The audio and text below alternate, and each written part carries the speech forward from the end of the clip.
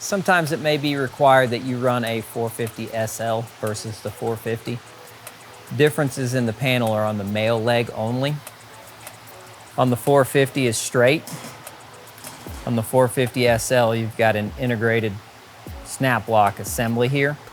This is the assembly that you will put in the machine to add that integrated snap lock assembly.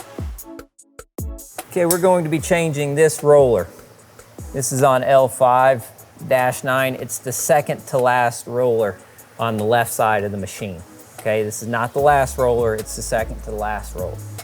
Now, one thing I would do before removing any parts is just put a witness mark on there so that we remember kind of a base location for alignment of this piece when we put the machine back together.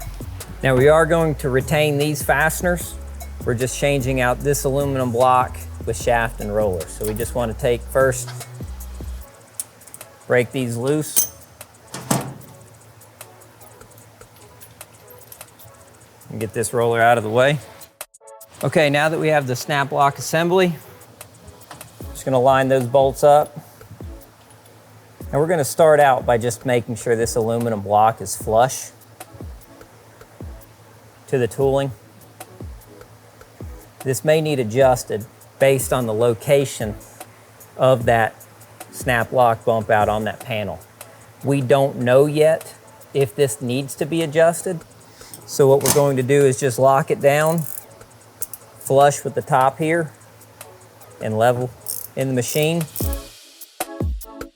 Okay, so after processing your first sample panel, it's imperative that you check the dimensions and placement of the kickout with the dimensions and placements found in your manual.